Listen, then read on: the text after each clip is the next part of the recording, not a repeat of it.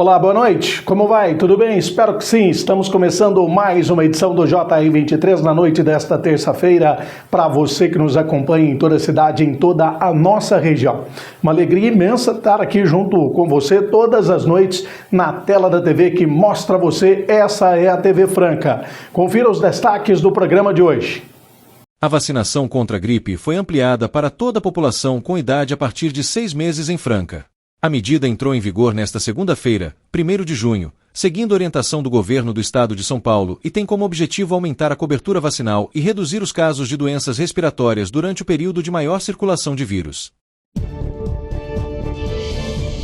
O Hospital Regional Três Colinas, em Franca, deve iniciar em breve a realização de cirurgias eletivas.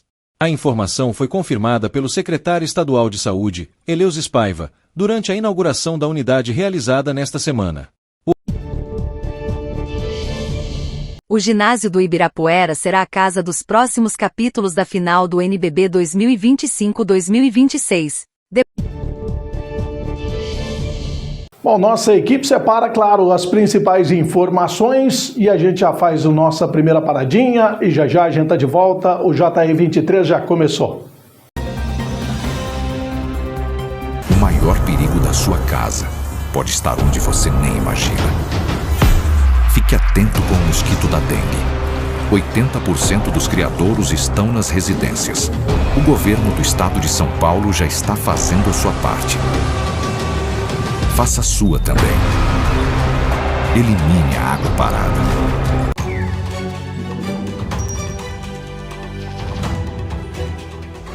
Por onde passam, os incêndios florestais costumam deixar um rastro de destruição, e os efeitos para os animais silvestres podem ser devastadores. O fogo altera o ambiente natural das espécies, prejudicando a procura por abrigos, alimentos e até parceiros reprodutivos. As espécies que se abrigam em lugares específicos, como tocas subterrâneas ou ninhos em árvores, são diretamente afetadas. As áreas atingidas por grandes queimadas costumam demorar muito tempo para se recuperar, dificultando a recolonização e reduzindo algumas espécies nativas. Em casos graves, os incêndios podem levar até mesmo à extinção de espécies inteiras, especialmente as mais lentas, como alguns insetos, répteis e anfíbios, que não conseguem fugir rapidamente. Já os animais que conseguem sobreviver têm que lidar com outros tipos de ameaça, como predação por espécies invasoras e a competição por recursos, que se tornam escassos. Ah, e se você avistar uma fumaça suspeita, informe imediatamente as autoridades. Faça a sua parte e proteja o meio ambiente. E lembrem-se, a defesa civil somos todos nós. Você sabe o que é biometria? É uma tecnologia que reconhece pessoas a partir de traços únicos, como as linhas do rosto e a impressão digital. A biometria é uma forma segura de identificação. Por isso, desde 2008, a Justiça Eleitoral faz o cadastramento biométrico. E você, já fez?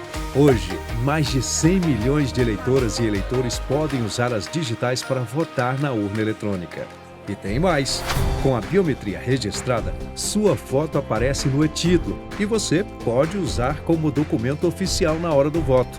O cadastro da biometria é gratuito e só pode ser feito presencialmente. Procure o cartório eleitoral ou acesse o site do Tribunal Regional Eleitoral de seu estado para fazer o agendamento.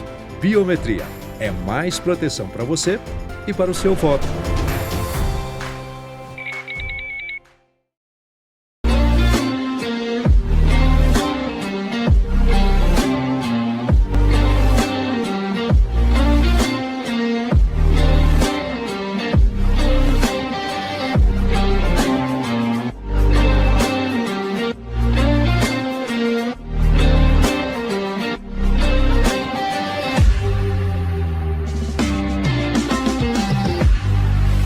Uma nova opção. Dinâmico e diversificado. Uma multiplataforma em serviço da informação, notícias, entretenimento e variedade. O que você precisa saber para começar o dia. Na velocidade do tempo. A informação que vai de encontro com seu interesse. www.portaldefranca. Olá, boa noite. Estamos de volta com o JR 23. Falei para você que era coisa rápida depois do nosso primeiro intervalo e agora a gente já começa trazendo informações importantes da área da segurança pública. Nós temos aí um grande esforço sendo feito pelas autoridades em todo o Brasil para combater as organizações criminosas ou as conhecidas facções. É claro que além do combate, do confronto direto que se tem, muitas vezes inclusive com vítimas, infelizmente, mas agora um uso de estratégia, inteligência para combater a organização criminosa, mas naquilo que faz ela crescer, que é a renda, ou seja, o dinheiro. Então, medidas estão sendo tomadas para combater toda a arrecadação financeira que essas organizações criminosas que agem em São Paulo, também no Rio de Janeiro, essas operações estão sendo cada vez mais fortalecidas. Tem aí a reportagem, vamos acompanhar.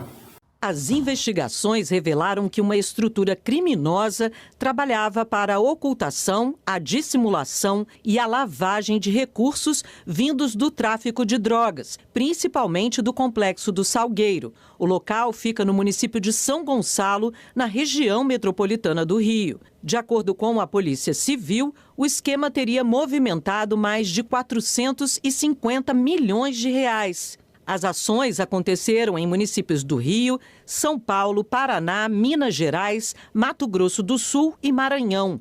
A mulher de uma das lideranças do Comando Vermelho, conhecido como Rabicó e apontado como principal operador financeiro da facção, foi presa. Segundo as investigações, empresas de reciclagem e de ferro velho transferiam milhões de reais para a conta do investigado e de empresas controladas por ele. O objetivo da ação é desarticular a estrutura financeira do tráfico de drogas e enfraquecer a capacidade econômica do Comando Vermelho. Bom, e do combate às organizações criminosas, a gente agora também fala para você sobre um outro tema que é muito importante, que é o combate àqueles porcalhões, ou seja, aquelas pessoas que cometem crimes ambientais jogando lixo onde não se deve. Tem uma reportagem muito interessante e eu faço questão que você acompanhe, pois é chamada de Operação DNA do Lixo. É uma forma de identificar aqueles que jogam lixo onde não se deve. Em cenas de investigação, uma regra é quase sempre a mesma. Todo crime deixa rastros, marcas, provas. E se essa mesma lógica fosse usada fora das delegacias, longe dos laboratórios criminais, nas ruas, no meio do lixo? Em Fortaleza, uma equipe da AGFIS transformou o descarte irregular em alvo de investigação. É o que ficou conhecido como DNA do lixo. Mais uma noite começa em Fortaleza. Lá do alto, a cidade segue em movimento. E enquanto boa parte da cidade desacelera, outra equipe começa a trabalhar. Uma equipe que patrulha ruas, investiga denúncias e procura rastros deixados no descarte irregular de resíduos. Mas é aqui embaixo que a gente realmente constata se a cidade está realmente limpinha. Esse horário é propício. Está todo mundo indo para casa, as lojas estão fechando. A gente consegue identificar se tem descarte irregular de lixo, sobretudo nos canteiros centrais. Se houver, começa o trabalho do DNA do lixo, um trabalho de investigação para tentar ligar o lixo descartado irregularmente a uma pessoa ou empresa. Eles param, observam, abrem os sacos de lixo, analisam os documentos, conferem embalagens. Tudo pode virar prova. O trabalho é minucioso. O DNA do lixo é uma técnica investigativa e fiscalizatória utilizada na política ambiental para que a gente identifique grandes geradores que descartam o lixo irregularmente. Nem todo ponto investigado termina em autuação. Em muitos casos, o descarte está regular. O material aguarda apenas a coleta corretamente e a equipe segue em frente. Mas dessa vez, no meio do material descartado irregularmente, a equipe encontra indícios suficientes para ligar o lixo a uma empresa. O que parecia apenas entulho, agora vira prova. Observamos que tem a caixa com a identificação, o endereço do local, e encontramos também notas fiscais e também embalagens que eles utilizam na venda, né? Porque nosso interesse é buscar grandes geradores de lixo, empresas, estabelecimentos comerciais. Em Fortaleza, empresas consideradas grandes geradoras de resíduos precisam contratar coleta específica para o descarte regular do lixo. A regra vale para estabelecimentos que produzem mais de 200 litros de resíduos todos os dias. Quando isso não acontece, o descarte irregular pode gerar multas e outras penalidades. Os números mostram o tamanho da operação. Segundo a Prefeitura de Fortaleza, o vídeo monitoramento registrou um aumento de 639% nas autuações por descarte irregular. O número de infrações já ultrapassou todo o total registrado ao longo de 2025. Desde o início das ações, mais de 1.000 toneladas de resíduos já foram recolhidas em operações de fiscalização. Foi identificado, o fiscal vai lavrar o auto, esse auto vai chegar ao infrator pelos Correios. Mas já vai com foto, já vai com prazo de defesa, tudo legalizado para que ele também tenha o seu direito de defesa.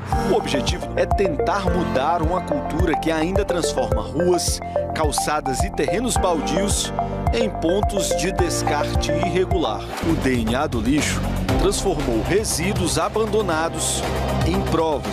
O lixo pode até ser descartado, mas os rastros ficam. Intervalo rapidinho, na sequência as informações temos aí da área da saúde e também sobre economia. Ô, Sô, você está acostumado a me ver aqui contando uns caos, umas piadas, fazendo o povo rir, né? Pois então, mas hoje aqui a prosa é séria. O Hospital do Câncer de Franca é um lugar onde a coisa é pra valer mesmo. Lá é sério. Lá eles tratam de câncer de bebê, de jovem, de adulto e de idoso. Como nós falamos na roça, de mamãe caducando. Eles acolhem todo mundo. E é por isso que eu tô aqui, pra modo de pedir a sua ajuda. Vamos ajudar o Hospital do Câncer de Franca e cuidar de quem precisa, senhor. Então, meu povo, bora doar, que ajudar é coisa séria, mas não precisa ser sem graça também, né? Bora fazer esse bem acontecer, mexer o doce pra não azedar, bora pra riba, que pra baixo é contramão? Então partiu ajudar o Hospital do Câncer de Franca. Seja um parceiro do bem, senhor, porque ajudar é sempre uma coisa boa. Né não? Acontecido.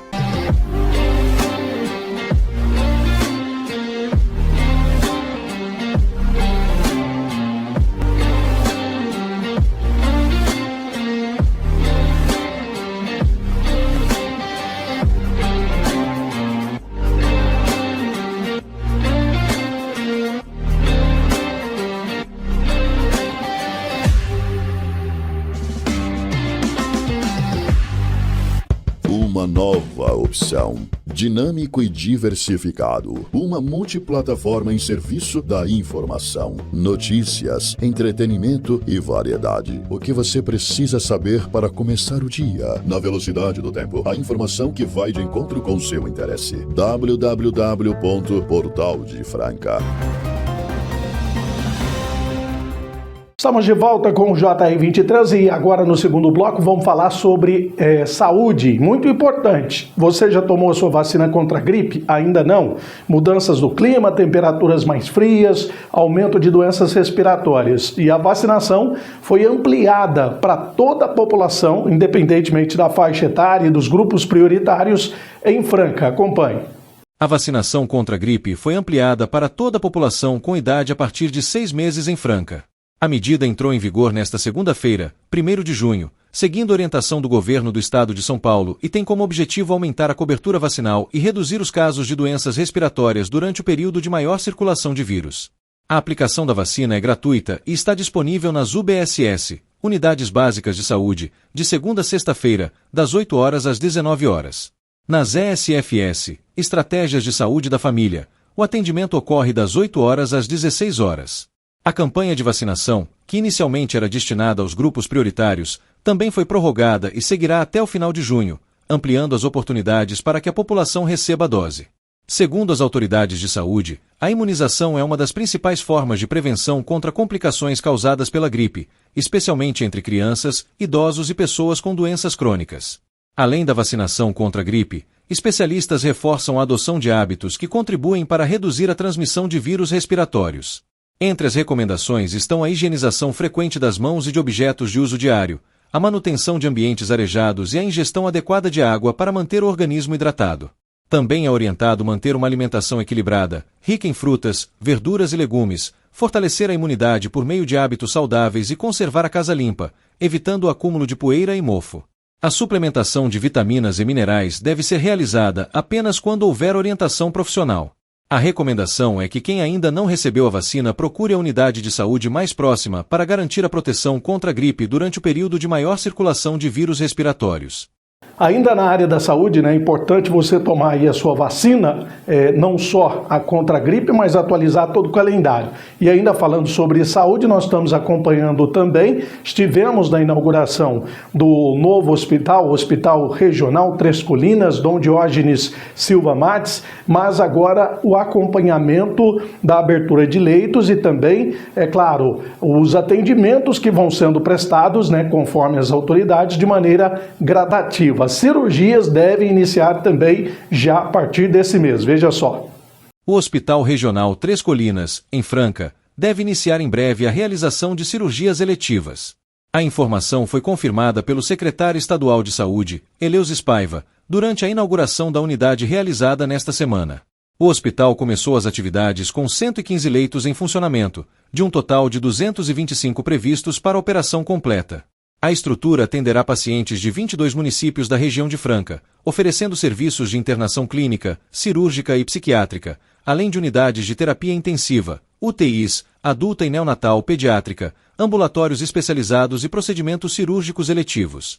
Durante a inauguração, Eleusis Paiva destacou que a abertura gradual dos serviços faz parte do processo de implantação da unidade e confirmou que as cirurgias deverão ser iniciadas nos próximos meses, ampliando a capacidade de atendimento da rede pública regional.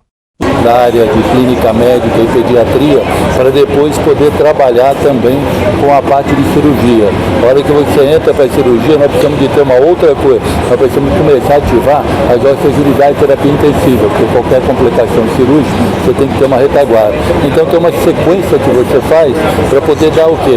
Garantia de qualidade e assistência. Eu acho que o governo do estado foca em duas coisas. Uma, a gente ampliar a oferta, mas junto com a ampliação de oferta, você tem que ter garantia também que você está entregando qualidade na assistência. O secretário também comentou sobre escassez de vagas para internação, problema que há anos afeta pacientes de Franca e cidades vizinhas.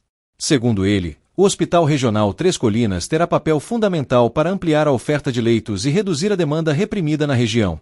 A expectativa do governo do estado é que, com a entrada em operação total dos 225 leitos previstos, a unidade contribua para desafogar hospitais da região, melhorar o acesso da população aos serviços de média e alta complexidade e diminuir o tempo de espera por internações e procedimentos. Na realidade, o que se pretende é a gente aumentar cada vez mais. Desde o início do governo Tarcísio de Freitas, nós temos aumentado o número de leitos.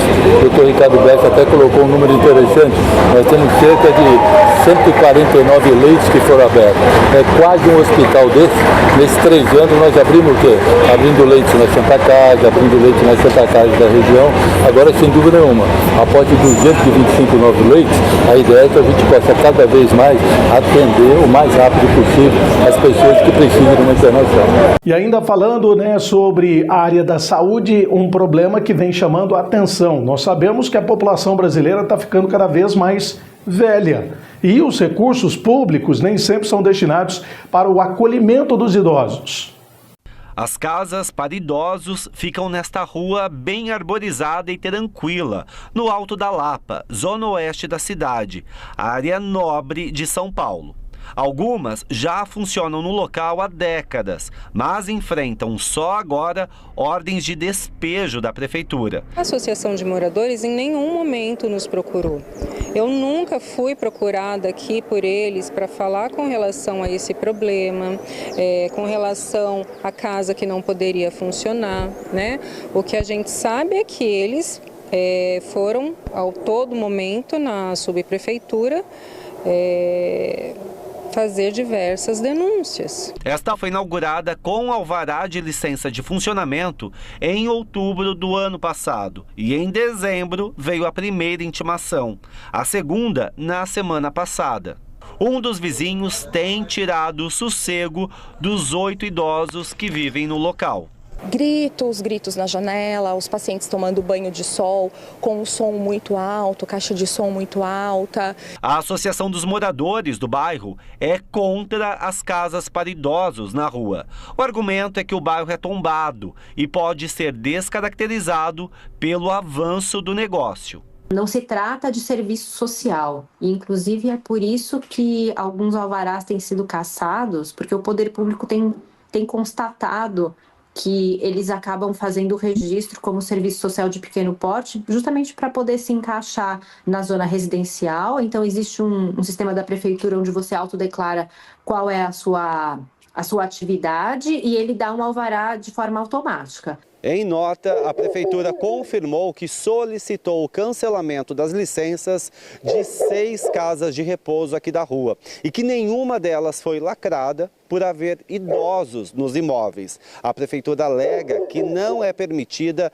atividade comercial em uma área estritamente residencial. A Prefeitura explica ainda que para instituições de longa permanência de idosos funcionarem em áreas residenciais, seria necessário vínculo com a rede pública de atendimento. A lei de zoneamento deixa muito claro, é permitido a instituição de longa permanência num bairro residencial, porque ela é classificada de baixo risco. Os idosos não fazem festas, sons ligados até tarde.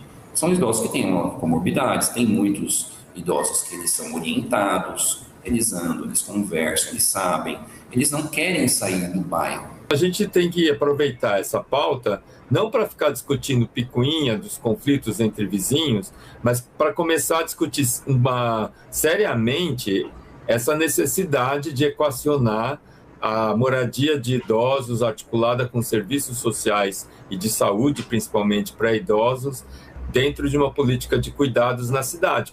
Intervalo rápido, na sequência as notícias do mundo da bola nesta terça-feira no JR 23. Mais uma vez, o Hexa vai ter que esperar. Escuta isso. Esse é um chamado. Um chamado para bater de frente. De 4 em 4 anos, o país inteiro vibra na mesma emoção. Daqui de dentro, eu já vi isso acontecer. Ano de Copa também é nosso ano. Porque nunca existiu Copa sem a nossa camisa.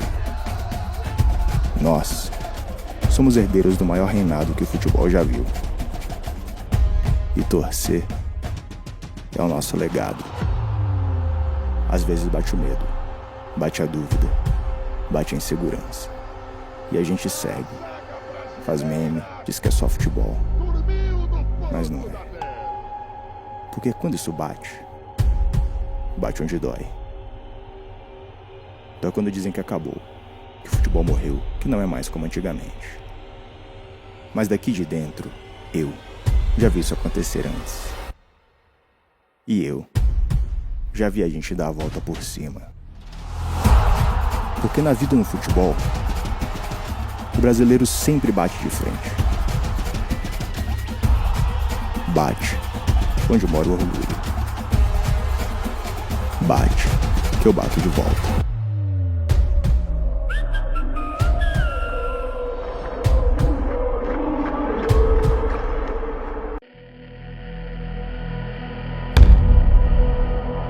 Minha terra tem basquete, tem história e tem chuá. As vozes daqui vibram como em nenhum outro lugar. O basquete mudou minha vida. No Brasil tem basquete, e ser basquete vai além do esporte. É acreditar que a bola vai cair, mesmo quando nada parece dar certo. O Brasil é gigante, diverso. A gente se reconhece no plural. Mas o que temos em comum? O brasileiro é o corre. A gente vai atrás, cria caminhos dentro do impossível, se adapta, faz festa enquanto se supera. Minha terra tem basquete. Tem basquete pra caramba. O brasileiro é criativo, inovador, autêntico, orgânico. A mudança de direção, o ritmo, o suor, a dança, a energia. A gente sua a camisa, a gente ganha, a gente perde, mas a gente brinca, se diverte, a gente dança, a gente vibra, a gente cai, levanta, dá o sangue e celebra as conquistas. Esse é o nosso jeito. Nossa terra. Nossa terra. Nossa terra. Nossa terra. Nossa terra. Nossa terra tem basquete. Nossa terra tem basquete e aqui é meu lugar. Você pode dar o sangue por você? Você pode dar o sangue pelos seus sonhos? Pela sua família? Por uma causa? Você pode. Comece hoje e faça disso um hábito. Porque quando você descobre que pode dar o sangue por você, você também descobre que pode ajudar outras vidas. Procure um hemocentro e doe sangue regularmente. Você pode. Ministério da Saúde. De volta em mais um bloco aqui do JE23, o bloco esportivo, sempre muito bacana, né? Que mexe aí com a alegria do torcedor. Expectativa pela conquista de mais um título do NBB. A equipe do SESI Franca saiu na frente do Pinheiros. Está 1-0 na série melhor de 5. O próximo jogo já acontece hoje, daqui a pouquinho às 8 horas da noite. E o palco dos jogos decisivos, né? O segundo e o terceiro jogo, acontece no ginásio do Ibirapuera. O ginásio do Ibirapuera será a casa dos próximos capítulos da final do NBB 2025-2026. Depois da abertura da série no ginásio Pedrocão, em Franca, SESI Franca e Pinheiros se enfrentam na capital paulista pelos jogos 2 e 3 da decisão nacional. As partidas no Ibirapuera estão marcadas para os dias 2 e 4 de junho. O segundo jogo da final será disputado nesta terça-feira, às 20 horas. Já o terceiro confronto acontece na quinta-feira, às 17 horas. A final do NBB é disputada em melhor de 5 jogos.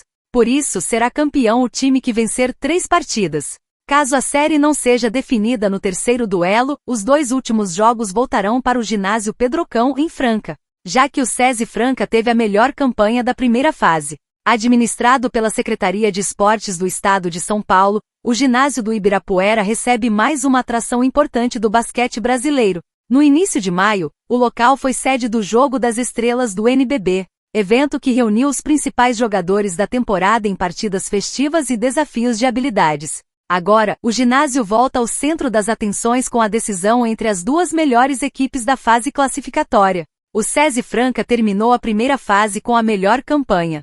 O SC Pinheiros veio logo atrás com a segunda melhor trajetória da temporada regular. O SESI Franca chega à decisão em busca de um feito histórico. Caso conquiste o título, o time francano chegará ao 5º troféu de NBB. Mais do que isso, será o 5º título consecutivo da equipe na competição, algo inédito na história da liga. Para chegar à final, o SESI Franca superou o Brasília em uma série equilibrada de semifinal, vencida por 3-2. Do outro lado, o Pinheiros vive uma campanha histórica. O clube da capital paulista disputa a final do NBB pela primeira vez. Nas semifinais, eliminou o Corinthians por 3-1 e garantiu presença na decisão nacional. Boa sorte à equipe francana, né? Claro, com certeza, nessa briga por mais um título do NBB. Vamos falar de Brasileirão? Bom, o Brasileirão agora vai ter uma pausa, né? Até extensa, pois os jogos só serão retomados após a Copa do Mundo. Vamos entender como fica aí a classificação, como ficou após a 18ª rodada. É claro, o torcedor está de olho. O Campeonato Brasileiro entrou em pausa após a conclusão da 18ª rodada e só voltará a ser disputado na segunda quinzena de julho, depois da realização da Copa do Mundo de 2026. Com isso, a tabela fica congelada por mais de 50 dias, período que os clubes utilizarão para descanso, recuperação física, ajustes táticos e possíveis reforços para a sequência da temporada. Na liderança isolada aparece o Palmeiras, que encerrou a rodada com 41 pontos e abriu 7 de vantagem sobre o vice-líder Flamengo, que soma 34 e ainda tem uma partida atrasada. O Fluminense fecha o G3 com 31 pontos, seguido por Atlético PR com 30 e Red Bull Bragantino com 29. A disputa por vagas nas competições continentais segue bastante equilibrada. O Bahia terminou a rodada na 6ª colocação com 26 pontos, mesma pontuação do Coritiba, que aparece em 7º pelos critérios de desempate. São Paulo, Atlético Mineiro, Corinthians e Cruzeiro completam a primeira metade da classificação, todos ainda próximos da zona de classificação para torneios internacionais. No meio da tabela, Botafogo e Vitória somam 22 pontos, enquanto Internacional, Santos e Grêmio aparecem com 21. A diferença para a zona de rebaixamento é pequena, mantendo a disputa aberta para o segundo semestre. Na parte de baixo, o Vasco abre o Z4 com 20 pontos. Remo com 18, Mirassol com 16 e Chapecoense, lanterna com apenas 9 pontos, completam a zona de rebaixamento ao fim da 18ª rodada. Entre os destaques da rodada que antecedeu a paralisação estão as vitórias de Palmeiras e Flamengo, que mantiveram a distância na briga pela liderança, além da recuperação do Bahia, que voltou a vencer e entrou no G6. Já equipes como Vasco, Remo, Mirassol e Chapecoense chegam ao período de pausa pressionadas pela luta contra a queda para a Série B. Ora, em vez de falarmos de Copa do Mundo e a preparação da seleção brasileira, com mais um amistoso, dessa vez agora contra o Egito, e tem toda aquela discussão, já que contra o Panamá, aqueles considerados reservas tiveram uma boa atuação, colocando aí uma situação de análise do técnico Carlo Ancelotti. Ele fala sobre isso, já também preparando a equipe para o duelo contra o Egito. Bom, esto tenemos que evaluarlo o tiempo de jogo, porque podemos fazer o mesmo ou podemos dar mais minutos a jogadores que precisam mais treino. A posição de Vinícius é óbvio que a posição defensiva dentro lhe permite recuperar para ser mais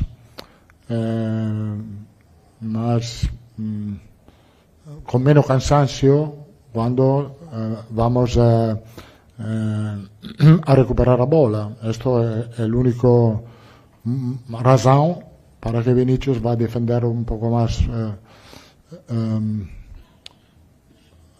por dentro. Diferente equipo primera parte e equipo da segunda parte son dos equipos diferentes. Más posse, más control na segunda parte, más transição e jogo rápido na primeira parte. También esto es un aspecto que tenemos que considerar, porque este equipo tiene muchas características.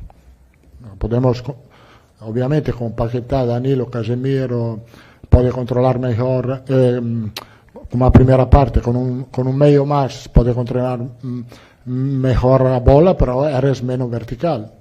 Creo que el equipo da primera parte es más un equipo de ida y vuelta, porque tenemos jugadores rápidos, fuertes en el uno contra uno, entonces jugar un fútbol de pose, no vamos a evidenciar as características dos jogadores. Ainda falando sobre Copa do Mundo, além depois desse amistoso contra o Egito, o Brasil já foca todas as suas atenções visando a disputa do Mundial e a estreia será contra Marrocos. Neymar segue como dúvida para a estreia. Neymar é dúvida para a estreia do Brasil na Copa do Mundo contra o Marrocos. Nesta quinta-feira, o médico da seleção brasileira, Rodrigo Lasmar, concedeu uma entrevista coletiva em Teresópolis, onde os jogadores convocados se preparam para o Mundial e deu detalhes sobre a lesão do camisa 10 do Santos. Bom dia a todos. Bom, atualização sobre o jogador Neymar. Ele se apresentou ontem aqui na Granja Comari, ele fez todos os exames médicos, os exames complementares e terminamos com uma ressonância magnética que identificou uma lesão muscular grau 2 na panturrilha, não apenas um edema. Tá? O atleta ele segue em tratamento. A nossa expectativa é que num prazo de 2 a 3 semanas ele esteja liberado. Claro, conosco ele está em tratamento intensivo, a gente tem condição de avaliar dia a dia essa evolução, mas a expectativa a princípio é essa. Convocado há pouco mais de uma semana, Neymar se lesionou na derrota do Santos por 3-0 para o Curitiba na Vila Belmiro no dia 17. O craque, que já era um desfalque certo nos amistosos contra o Panamá no domingo no Rio de Janeiro e contra o Egito no dia 6 de junho em Cleveland, agora corre contra o tempo para estar em condições no jogo de estreia da seleção na Copa do Mundo, no dia 13 de junho. A última partida em que Neymar vestiu a amarelinha foi em outubro de 2023. Final de JR 23, agradecendo você imensamente pela audiência, pela companhia. Amanhã a gente tá de volta e eu conto com você.